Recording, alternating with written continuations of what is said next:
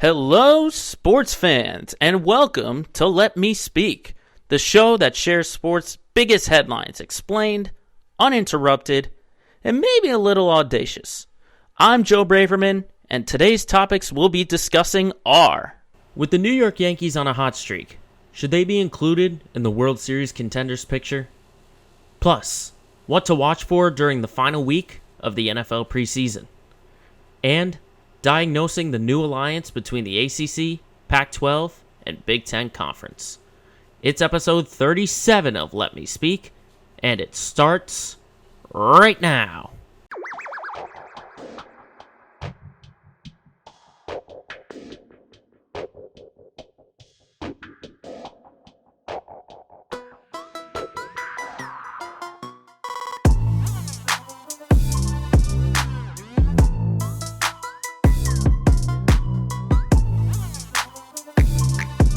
It's the last Thursday of August here on Thursday, August 26th, 2021, episode 37 of Let Me Speak, coming right at you. Thank you very much, everyone. If you're listening to us on Apple Podcasts or Spotify, or you're watching us on YouTube, thank you for tuning in. And I mentioned last week that the Travis Kelce story did inspire me to maybe clean my face up, and as you can see, did a little bit right there. You know, you can give me your comments after the show or whatever if you're watching visually. And it's been a pretty eventful week here in the Swampscott area and really New England. Obviously, it started with Hurricane Henri, which I hope everyone was safe and more importantly dry on that because it was definitely wet. Definitely wet.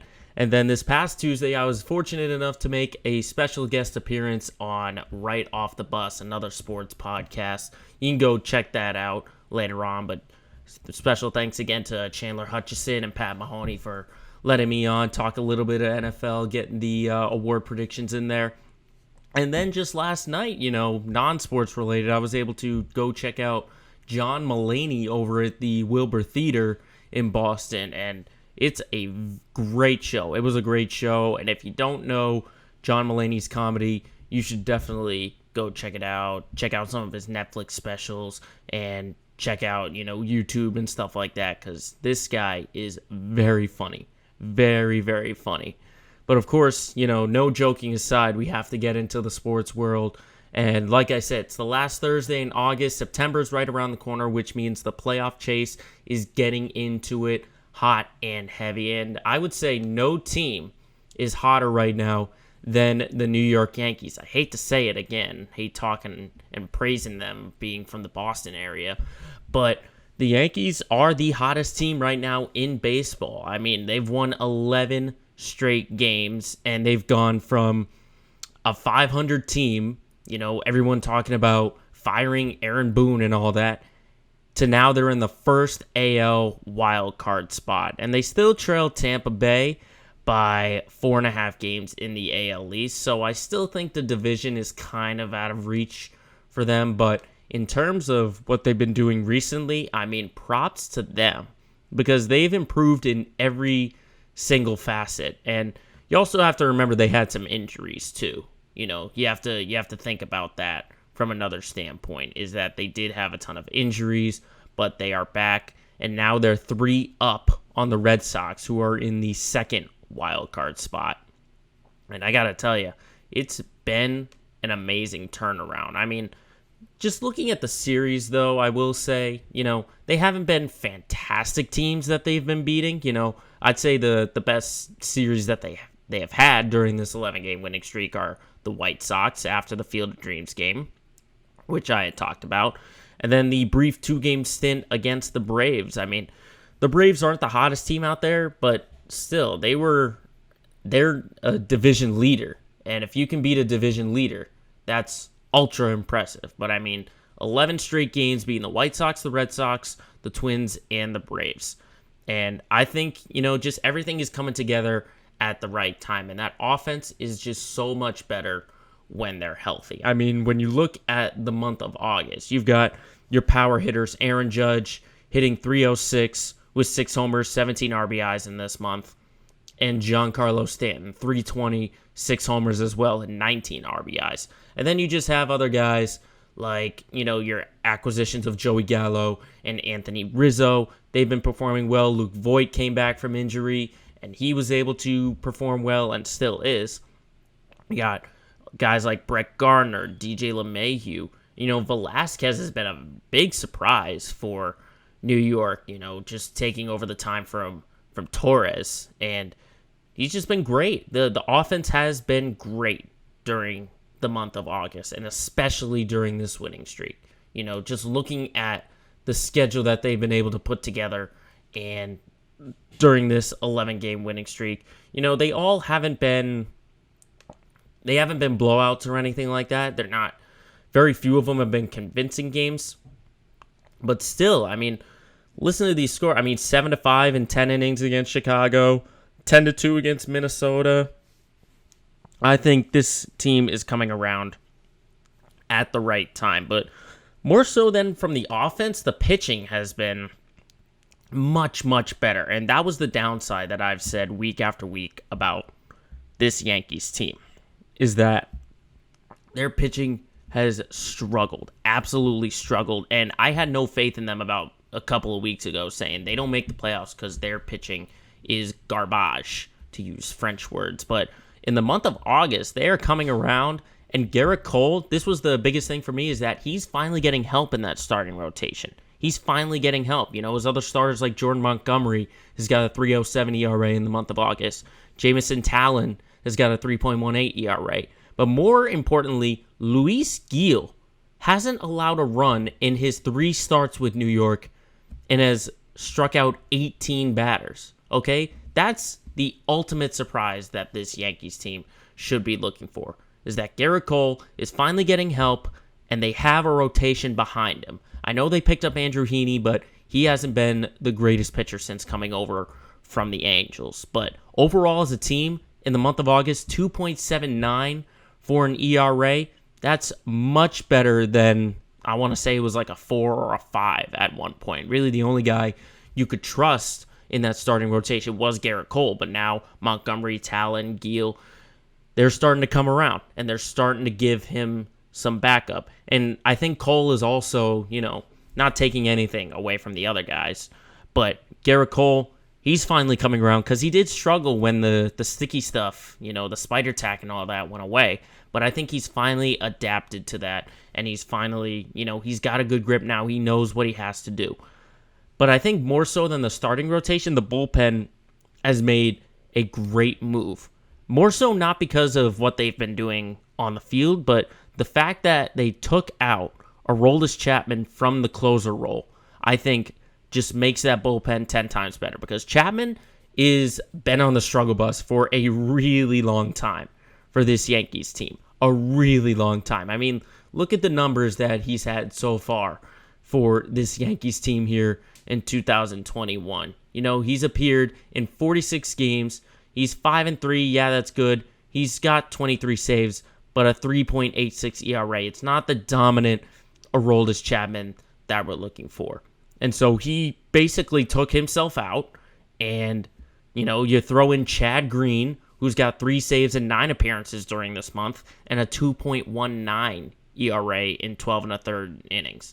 But more importantly, Wandy Peralta, who they acquired, has got 10 appearances in 11 2/3 innings. He's got 3 saves, but 0 runs. 0 runs.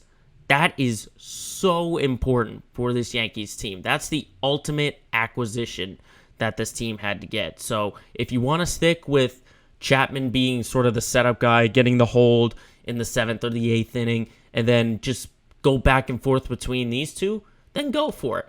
But if Aaron Boone feels confident that Chapman can turn things around, he'll go back to the starting role. He'll go back to the starting role as the closer.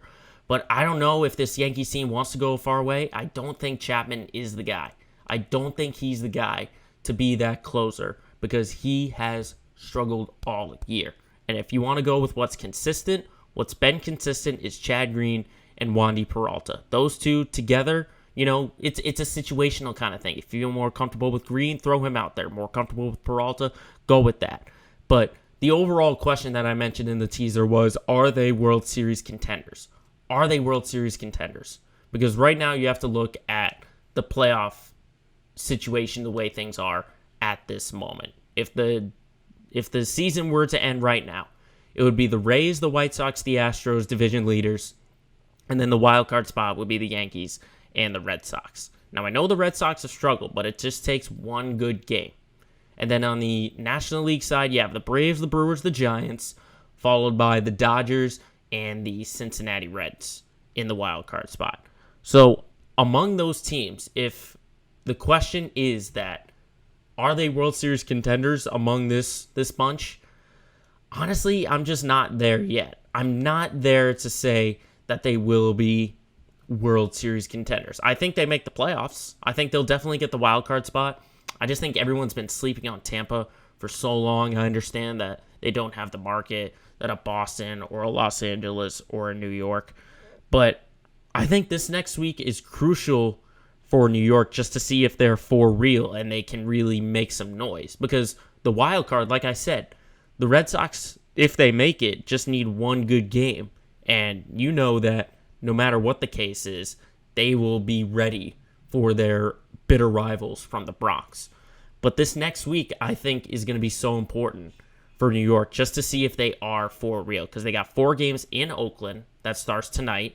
And then they've got 3 in Anaheim. Now, I know what you're thinking. The Angels aren't that good. Why is that important? Because they got to go against Shohei Ohtani on Wednesday. So this next upcoming week, even if their 11-game win streak gets snapped, I don't think that's anything to worry about right now. And I know Oakland is struggling and Anaheim is struggling. So even if they drop a game and drop that streak, it's no big deal. I don't think it's a big deal, and no one should be concerned in the Bronx. But I think this team can go a long way if they win the division. If they win the division, then I think you can really put them in contenders. But the fact that there is this one-game wild card playoff that you might have to go into if you don't win the division, I think that's where anything can happen. I mean, the Kansas City Royals went from there in the World Series in 2014. They went from the wild card to the World Series during that year. And anything can happen. And the Yankees have been in the wild card game for so long. So I think the experience might help. I would say the biggest test would be the season finale against Tampa in the Bronx. I think that will be very important. And if it's anything close, and they win that series against Tampa, then you might be able to put a little stamp on it that says they are contenders for the World Series.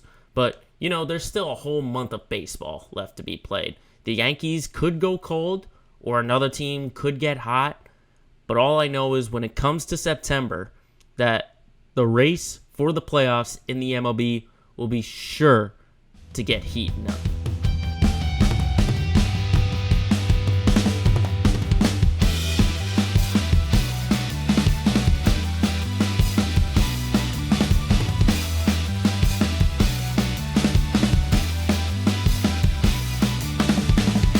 So moving on, while the MLB wraps up their season, the NFL is just about to begin theirs, but they've got one more week of preseason to do, and it starts tomorrow, a couple of games on Friday, a couple on Saturday, a couple on Sunday, then everyone gets a week off, and then boom, we get right into the NFL season. And in the upcoming weeks, I'll be diving into some predictions, how the divisions will look, possible award winners, which I did do on my appearance on Right Off the Bus, if you want to go check that out. But this week I want to just look at some of the things you got to watch for in preseason week 3. I mean, we've got the usual stuff, how do the Cowboys look? Will Dwayne Haskins be the backup for Pittsburgh? And all these quarterback battles, Chicago and stuff like that. But there are some tiny things that you might want to watch for.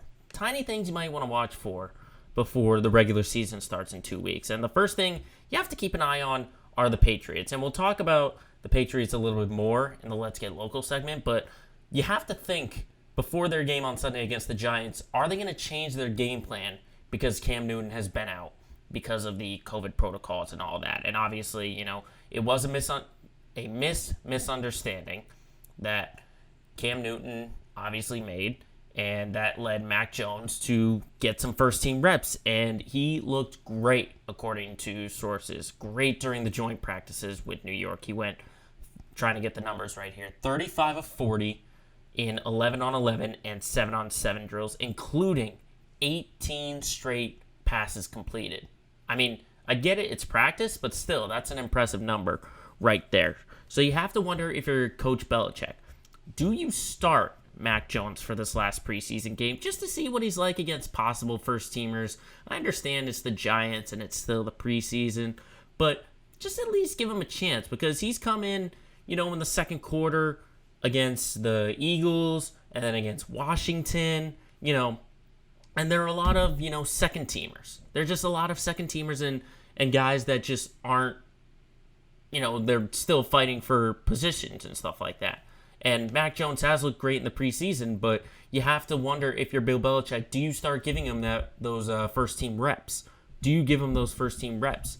Because, like I said, you're facing off against second-teamers, and you really, I kind of have this philosophy of until you are seen in a regular season game, then you can start to make assessments and stuff like that. Like with Justin Fields and Trevor Lawrence, Zach Wilson, all the rookie quarterbacks, until they get into a regular season game, then you can really accurately see what it is they're great at and what they're bad at. Because practice and preseason is okay, but you can never rush to any judgments, That's what you do for a lot of guys. So I think Bill Belichick, if he was smart, regardless of if Cam Newton is back, which he is back, reading news from this morning, he is back at Patriots practice and getting first team reps. But I would love to see Mac Jones get the start for his last preseason game just to see what it is. And then you can reassure Cam Newton, this is just a precaution. We're just seeing how he is against first teamers because you know what you're getting in Cam Newton. He looked great in Philadelphia and you know what he did last year. So you kind of know what you're getting in that point. But in terms of what you want to see and if you want to make adjustments, because in my mind, Cam Newton is the starter for the Patriots at this moment. But unless Mac Jones, goes perfect in this game against the Giants, then I'll say, okay, maybe it's time to get on the Mac train and get Jones in this starting role. So that's one thing to watch for is this Sunday, Giants, Patriots, will Mac Jones start? But staying in the AFC East, there's a team that's kind of flown under the radar, not because they're playing well, but just because, and that's the New York Jets. And I'm already going to preface this by saying that they're not going to be a good team this year. They're going to be last in this AFC East. But you really have to think, with so many injuries that they've had on defense so far, how are they going to replace that? What is Robert Saleh going to do? Because you've got your big acquisition, Carl Lawson, ruptured his Achilles, out for the year. Vinny Curry just figured out he had complications from a blood disorder, out for the season.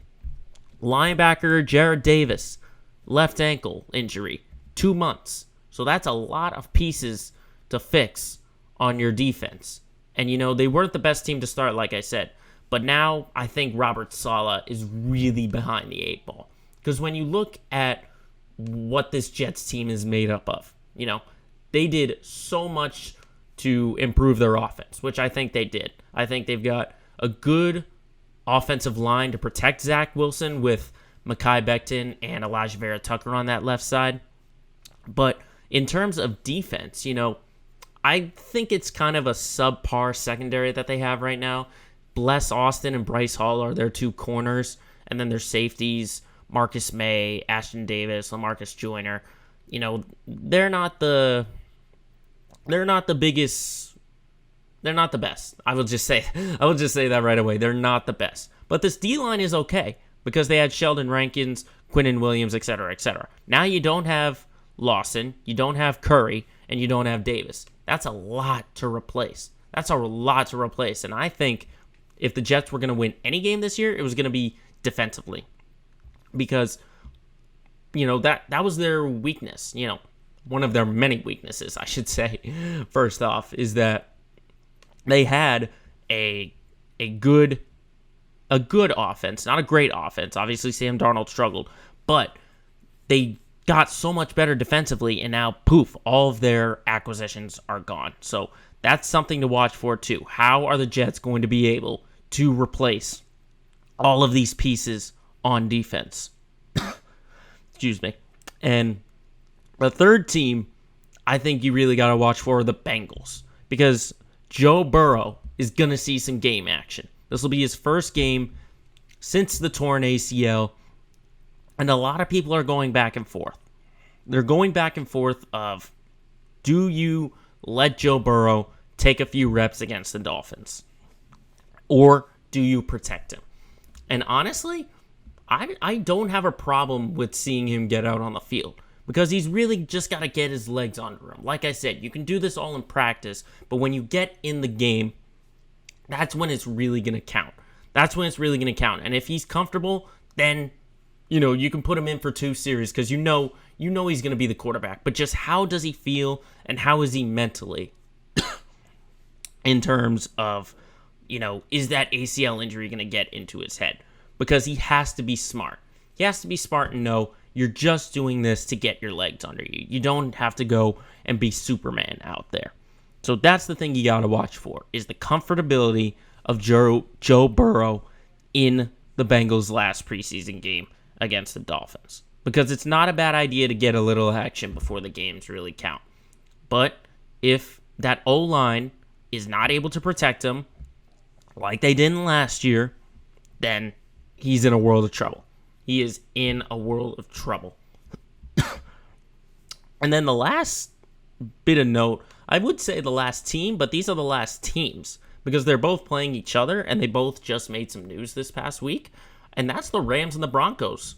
They both made some big news. Obviously, Denver naming their starting quarterback. They're going to get Teddy Bridgewater out there.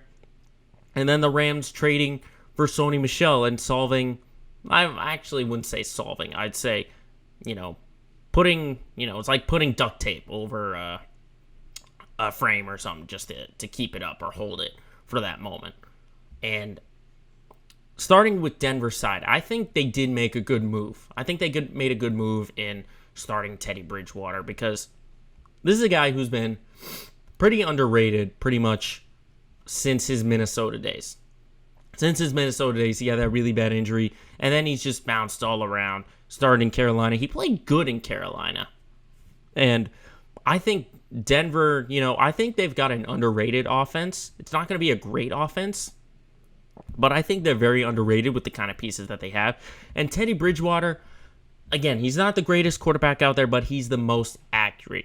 His completion percentage while he was with Carolina last year was one of the tops when he was playing in the league. But I think, again, he's underrated, and if Denver wants to make any kind of strides, Drew Lock was essentially rushed into his role. He was rushed into it after he got drafted in 2019, and last year he struggled. The couple of games in 2019, his rookie year, he struggled, and he kind of got forced into it. If he just takes some time, learns from some veterans, and understands the sideline aspect of this, then he can be better for the future. He could be better for the future. Possibly. Just possibly. But I think in this immediate moment, Teddy Bridgewater is the right choice to be Denver's starting quarterback. And then on the other side of the field, I mentioned the Rams picking up Sony Michel. Obviously, they needed to get an upgrade at running back because they lost Cam Akers for the year. And Matthew Stafford is just getting loaded with weapons right now on offense. And I think the Rams are the division favorites. And Sony Michel is a good running back. I think similar to how Bridgewater was underrated, I think Michel is underrated because, yeah, he had some injury problems last year with the Patriots. But remember that postseason run when the Patriots won the Super Bowl? 6 touchdowns in 3 preseason games.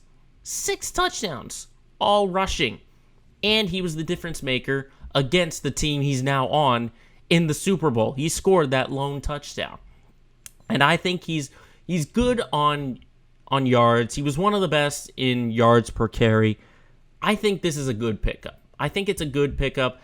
But just looking at this preseason game, how is he going to be adjusting?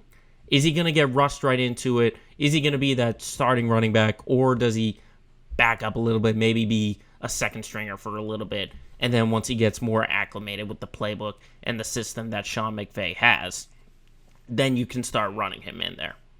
So those are the things to really watch for in preseason week 3, because this is the last game action you'll see before the games truly count, when the regular season in 2 weeks gets underway.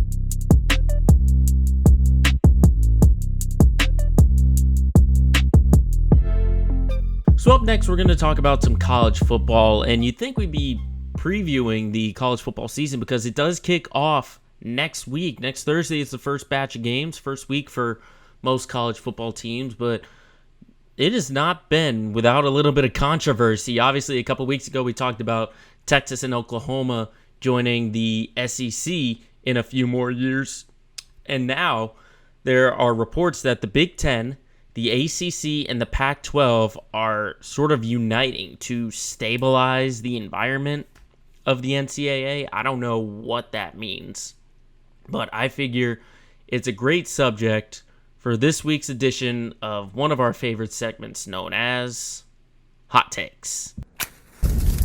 Oh, hot, hot, hot, hot! Hot, hot, hot, hot, hot, hot! So essentially, the quote that was given out by the Big Ten, the ACC, and the Pac-12 commissioner this past Tuesday was that the alliance will stabilize a volatile environment throughout college athletics by collaborating on weighty issues facing the industry and agreeing to create a future scheduling partnership. Now, it says that it will start for football and basketball, both the men and the women's side, once they are able to. But honestly, it's just crazy what's going on in the NCAA. And it was all started by the ruling that college athletes can make money. They can profit off their name, image, and likeness. And essentially what's going on in this moment is that really, it's just insane. It's insane going on right now. You have locker rooms where athletes are making less than other student athletes. You have conferences that really don't know how to take this in terms of shelling out their money and stuff like that. It's so hard, at least for me, to like wrap my head around a definitive answer to what goes on, because ultimately it's basically like a professional league. If you see all these conferences coming together, you see Texas and Oklahoma going to another conference for some more competition. Then you have these 3 conferences coming together in terms of creating, scheduling and stuff like that. I ultimately think this is going to lead to just one big mega conference, because what's going on right now is essentially the SEC versus everyone. When you look at it from the college football standpoint, the SEC is probably the best conference out there. Not only are they well run, but they have the best teams. Alabama, LSU, Florida, Georgia, Auburn, all these teams who are always, successful and stuff like that. And then you get the Big Ten. They've got their players. Ohio State, Michigan State. They have their sort of pieces too. And it's essentially, these 3 conferences are looking at each other. The Big Ten, ACC, and Pac-12 are saying, wow, the SEC has been dominating us for years and years now. Let's try and come together and try to take them down. Because that's really what it is that it's going to come down to all these other conferences versus the SEC. Because the SEC has been dominating the college sports landscape for years now. For years. And the fact that these conferences are coming together and that the SEC is still by themselves and they're just only adding 2 other teams, that's showing me how much power and influence that is going on right now. That's what's going on right now, is that it's everyone versus the SEC. Because when you think about it, the NCAA, like I've said in the past, is just, they're falling apart. They are absolutely falling apart. They lost the name, image, and likeness thing. Now all these conferences are coming together. What happens to the lower conferences then, or something like that? What happens to the American Conference? I know UConn is a part of that. and all these just like smaller, you know, all these smaller conferences, what happens to them? Do they just become independents? Are they still competitive? You know, because Notre Dame has been an independent team and an independent school for so long. Now, with all these partnerships and stuff like that, they're ultimately saying that, you know, it's time for us to join a conference, because obviously they had to do it because of COVID last year. But just it's the Wild West out there, essentially.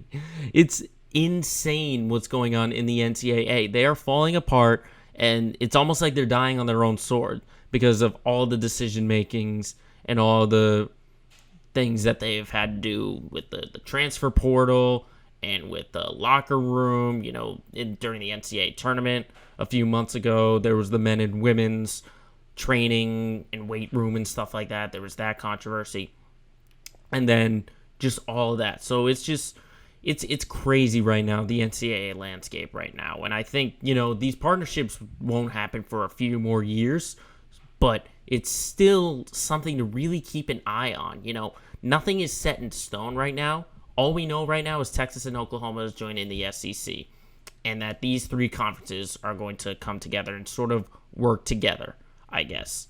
You know, they're saying that there's friction in the Power Five, you know, for all these conferences. And, you know, again, this is an alliance. It's an alliance that will be voted on later on. But I think it should be unanimous that all these conferences should come together. Because, I mean, you look at the SEC, the Big Ten, the ACC, the Pac-12, and the Big 12, you know, the conference that has TCU, Oklahoma State, et cetera, et cetera. They're all going to find a way to just sort of not come together, but like essentially try and interweave their schedules and their partnerships and stuff like that. And essentially, they're going to make it so that's just one big conference sort of thing. You know, maybe it gets broken out by divisions, and then, you know, the playoff or something like that will adapt to it, where it'll be like, I don't know, the top team in the division, the top team out of each division gets a bye, and the other two have got to play each other or something like that. But it's really just, it's kind of chaos out there, and I don't have like a definitive explanation or an answer to figure out like what's going to happen in the future or like what it's going to come down to. But I think there's going to be more of these alliances and stuff like that. You know, more teams are going to retreat or try to apply to go into other conferences or stuff like that. You know, pull a Texas or an Oklahoma, go from one conference to the next one. And then ultimately the NCAA, if all these movements and alliances keep going on, they have to look at themselves and say, you know, this is something we really got to look at. It's something we really got to open our eyes to. But all I know is it's a good thing that there's actually going to be some college sports going on next week, starting with the college football season, because the NCAA has been marred in controversy, and maybe some game action will start to take the heat off of them.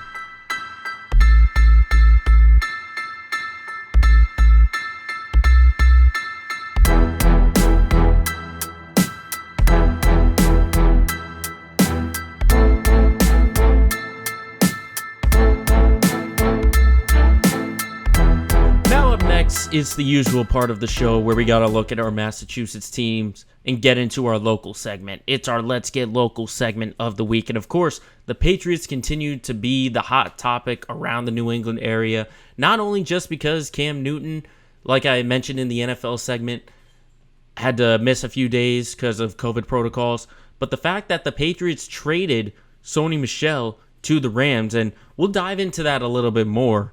Because Michel, like I said, he's a great running back, but I don't think this move happens without Ramondre Stevenson absolutely going nuts in the preseason. I mean, he's had a great preseason, and he's shown he can be a reliable running back. And now when you look at that running back group, you know, you have Damian Harris as your starter, you have Ramondre Stevenson, James White, and J.J. Taylor, who's kind of sneaky coming off the bench. So I think this is one of the best running back groups in the NFL. I think this running game was so good for New England last year that it kind of gets overlooked because everyone wants to look at the passing game. They want to see that kind of improvement. But this running game is going to be absolutely phenomenal for the Pats. Like it was last year, it will be this year because you've got your number one guy in Damian Harris. You can have your goal line back or your punch it in with Stevenson.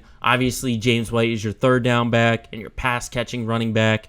And then, if you need a little bit more depth, because Bill Belichick loves having the depth in the running back committee, you bring J.J. Taylor, who had a great game, I might add, against the Eagles. And he's really someone to watch out for. He could be a little spark plug, possibly in the James White situation for the future, because he's been on this team long enough, and he just hasn't gotten enough game action out there. And now this could be his chance to break through. But in terms of other positions, it's pretty much the same, with the quarterback competition, wide receivers, tight ends. Obviously the defense remains about keeping Stephon Gilmore happy and getting him on that field. So I don't know why Bill Belichick hasn't made a move to get Gilmore on the field, but they better do that before their first game in 2 weeks. But obviously the quarterback competition is the biggest thing to watch for. And last week against the Eagles, everyone's saying it was Cam Newton's best game. Everyone's saying it was Mac Jones' best game. These are some second teamers against Philly, so I don't think it moves the needle just yet. Like I said, I'd love to see Mac Jones start against this Giants team just to see how he sets the mood, how he sets the tone going right out, being the sort of starter if he was to be labeled. But I think still right now, as I said, Cam Newton is the starter for this Patriots team. I think Belichick is going with what he knows, and what he knows is Cam Newton. Obviously, he's going to have to work better on throwing the ball down the field because now he's got a bunch of weapons that can do it, like Aguilar and Bourne. And then obviously you have your tight ends. And the game plan does have to be changed from time to time. I think with Newton, you get the versatility of running the read option and stuff like that. Now, do I think they're going to go every other play on the read option like they did a year ago? No, I don't think that's the case. I think they're going to see in the first couple of games if they trust Cam Newton's arm.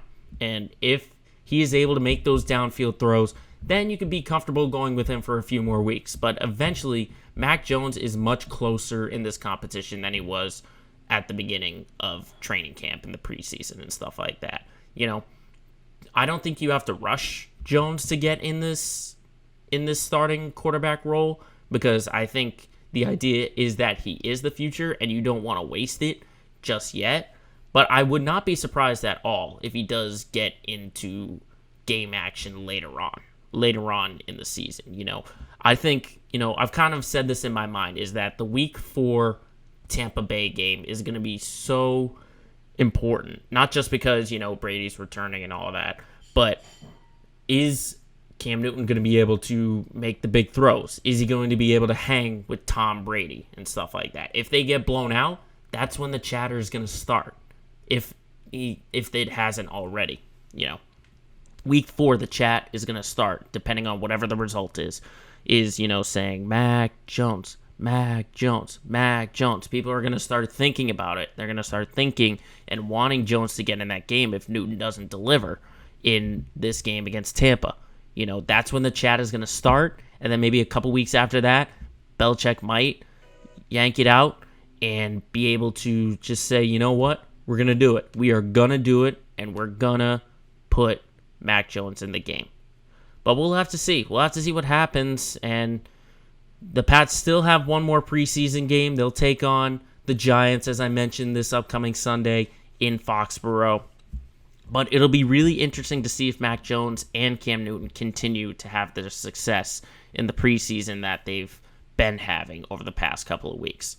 But a team that hasn't had much success recently are the Red Sox. And they, I'm sounding like a broken record when saying they continue to struggle. But I say they continue to struggle despite the fact that over their last 3 games, they're 3-2. The problem is, they had to go 11 innings on Monday against Texas, and it took a Travis Shaw grand slam to walk it off. And then 11-9, it took Kike Hernandez to hit a home run in the 8th on his birthday to really secure things. And not only that, but you have a struggling Matt Barnes now. And Matt Barnes was one of the only reliable bullpen guys you could really trust. That's really the only thing. Because in this series against Minnesota and in the last game against Texas, the offense was doing great. They were doing what they were supposed to be doing, hitting home runs and getting those RBIs. 8-4, 11-9, but last night was 9-6. And the pitching is just god-awful. Again, it's god-awful again. I think, it starts last night with Pivetta barely getting 4 innings out of there. He started in the first inning. They were down 4-0 already, and the offense was able to bail him out. But it just seems like whenever something goes right, another thing goes wrong for this Red Sox team. When their pitching struggles, their offense can't score that much. And when their offense, or it's kind of like a reverse where it's like when their offense is doing well, their pitching can't back them up. And when the pitching does well, the offense can't back them up. So it's just a reversal of fortunes. But the Red Sox were able to win the series against Texas. They've got the deciding game tonight against Minnesota, and then they go on the road to Cleveland before they head down to the Trop to take on the Rays for a 4-game series. And like I said last week, these 3 series, Texas, Minnesota, Cleveland, they have to win them to keep their playoff chances alive. They have to. Even if they lose to Minnesota, then, they're only a game and a half ahead of Oakland in that final wild card spot. Only a game and a half. And we know how Oakland is. This Athletics team is very inconsistent. They'll get on a hot streak, then they'll get on a cold streak. This Red Sox team needs all the wins that they can get. They need to get the wins. They have to win because they've got, 2 more series against Tampa. They have to go into Chicago to take on the White Sox. They go to Seattle. They have to host the Yankees again. These series are not going to get any easier. So you have to get the series wins over the teams you can beat. And I think everyone knows that this Red Sox team can beat Minnesota. They can beat Texas. And they can beat Cleveland. Because I think that. Because those 3 ball clubs have been struggling. But the fact that the Red Sox just continue to find different ways to lose and stuff like that is just, it's a little frustrating as a Red Sox fan. Because I think what's frustrating is that where the struggles lie. And that it's all on upper management because they didn't make the moves at the deadline and stuff like that. Because really right now you have your go-to guys. Barnes is struggling. Josh Taylor is struggling. All these guys that were reliable for you at one point are now kind of coming back down to earth. And there's really no alternative way to get out of it because all your other bullpen guys are struggling. Whitlock has had his struggles. And Ottavino has had his struggles. Robles and all these guys have struggled. So there's really no out. There's no out plan, stuff like that. And same thing for the offense. When you have your big hitter struggling, there's no Bobby Dahlbeck to bail you out. There's no Christian Vasquez. There's no Christian Arroyo and stuff like that. You can't really go to these guys. You can't say, we're just going to throw you in the starting lineup and keep you there to give you a spark because it's been so inconsistent, I like the play of Hunter Renfroe. I think he needs to be an everyday guy. I think Hernandez has to be an everyday guy. But just everywhere else, hopefully Schwarber starts showing that power that he did in Washington and in Chicago for many, many years. And hopefully this Red Sox team can find some consistency during the last month of the year here in September and find a way to get into the playoffs. Find a way. Because I think right now their best shot is that second wild card spot if the Yankees continue to play the way that they are. They're either going to face the Yankees or they're going to face the Rays, and it's not going to be an easy test. They're probably going to have to go on the road, but we'll just have to see. We'll see what this Red Sox team does to try and get themselves back in the hunt and get back on track. But the last bit of news to come out of the Boston area were a couple more extensions from the Celtics side of things. Obviously, last week we talked about Marcus Smart's extension, but now the Red Sox getting some more depth with a few more contract extensions. Robert Williams and Josh Richardson signing some extensions. Time Lord was signed to a 4-year, $54 million extension, and Josh Richardson was given another year and another $12 million over on his extension. Now, to start with Rob Williams, I think it's not a bad move. If you're doing the math roughly, it's about $12 to $13 million a year. For a guy that is kind of limited on offense, but is a good, maybe not a great defender, it's not a bad move. This was going to be the first extension that Williams was eligible for, and I think probably around the 9 to 10 million mark was probably a good margin for him. I think 12, 13 might be a little bit too much. I think he's now in the top half of highest paid centers and stuff like that. But this guy's 6'10". He doesn't really have an offensive game, and he's not a ginormous rim protector. He's not the rim protecting defender. Obviously his size, limits him a little bit, but he's been good on the alley-oops, good at the blocks and stuff like that. But he's just got to get a little bit of an outside game. If he can get an outside shot or work a little bit in the post, then I think he can get himself much better, because he's still fairly young. He was drafted in 2018, so this would be his fourth year in the league, this upcoming for 2021, 2022. So I think there's still room to grow. But I think, if you got this kind of center, because this is essentially what the Celtics have been struggling for since they lost Al Horford, the first time, is that they haven't had a rim protecting center. And the fact that Rob Williams is kind of a rim protecting center, at least getting a semblance of that is a good thing for the Celtics team to get that depth. But then going on to Josh Richardson, this doesn't guarantee that he's going to be here the whole 2 years. It doesn't guarantee it. That just might open up a possible trade exception heading into the following offseason in 2022. Because you have to remember, before all these extensions, I think it was Brown, Tatum, and Al Horford were the only players that were under contract in 2022, and that would open the door for, a max contract for a superstar like a Bradley Beal or something like that. So it's still not completely, we're not going to say Josh Richardson is going to be here for an extra year. I think Brad Stevens is locked in on him at least for this year. But in terms of next year, that still could be a trade exception on a sign-and trade or something like that. So it's not guaranteed.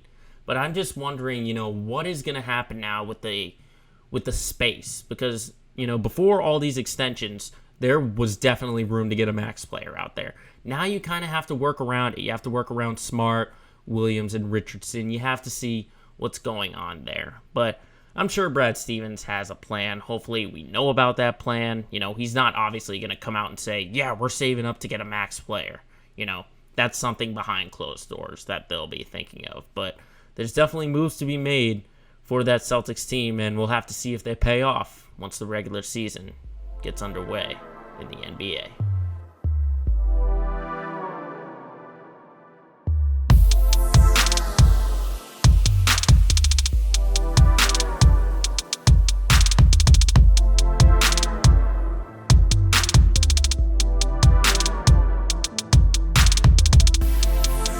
Lastly, to end the show, as we always do, we got to look at our LOL moment of the week. And this week's moment is all about memorabilia and celebrity auctions that have kind of gone a little bit to the extreme, if you know what I'm saying.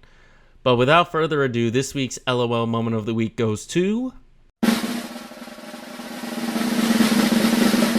Tony Hawk, the king of skateboarding, the G-Sot, the greatest skateboarder of all time. I know that was a terrible pun. But Tony Hawk he did something that was a little bit head-scratching. So he paired up with Liquid Death. And if you know what Liquid Death is, it's like a water company or something like that. But he took signed memorabilia to a whole new level. What he's doing is he's selling skateboards. He does that all the time. But this one's a little different. He's selling 100 skateboards, but the deck of the skateboard has his own blood painted on it. Take a look at this. This is a skateboard, obviously it's not entirely blood or something like that. I at least hope it's not. But this design basically has Tony Hawk's own blood, and That's something you see like on TV or something like that, where someone's like, I've got a lock of this person's hair, or I've got underwear or something like that. Like, that's psycho. That's absolutely psycho. I don't know anyone who would want a skateboard that has like actual blood on it. It's not like Tony Hawk rode this board already and, he got scraped up or something like that and it was a little mark. No, he had it like some kind of nurse or doctor come in and do like a blood work kind of thing. They took blood out of him on his arm. There's photos surfacing on the internet that shows it. And they put it on the deck, the bottom of the skateboard. And Tony is going to sell it. He's going to sell it. He's not going to sign it or anything like that. But just looking at the image, it's kind of unsettling to know that if you do buy one of these, you have Tony Hawk's own DNA like on this skateboard, which is it's a little weird for me. But of course there are some of those people who might buy it and be like, ooh, maybe I'll be able to skate like Tony Hawk now. No, not at all. That's not the way this kind of thing turns out. I mean, Tony Hawk, he's still 53 years old. We were talking a few months ago about how well he did at the X Games, making his return to competition at 53 years old. And, there is no skateboarding popularity without this guy. He's got the video games, he's got his own clothing company, etc., etc. But the fact that he's selling these skateboards that have his own blood in it, I'm sorry, but I would not be selling anything that had, my blood or anything like that. I wouldn't clip my fingernails or something like that, put them in a bag and sell them on eBay or something like that if I was famous like that. No, I would not do that at all. I wouldn't, there's the usual charities of like, shaving your head. Like I know Rob Gronkowski does the shave your head for the kids' cancer sort of thing. But that's different. That's different from taking out your own blood and putting it on a skateboard. I just get a little bit unsettled. And obviously, Tony Hawk, he's an extreme man. He does extreme things. So I don't put it past him for doing it whatever kind of way he wants to sell, make money for charity and stuff like that. Have at it.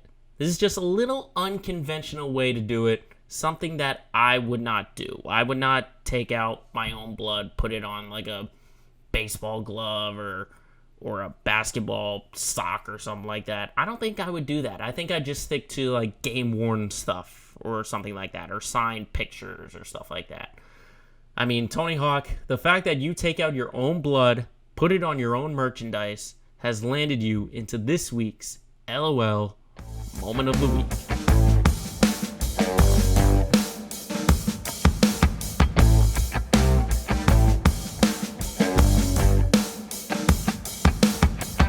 So that will do it for this week's edition of Let Me Speak. Thank you everyone for watching us on YouTube or listening to us on Spotify or Apple Podcasts. Make sure, as always, you go follow those pages on Facebook, Twitter, and Instagram. All you got to do is put in the search bar, Let Me Speak Podcast.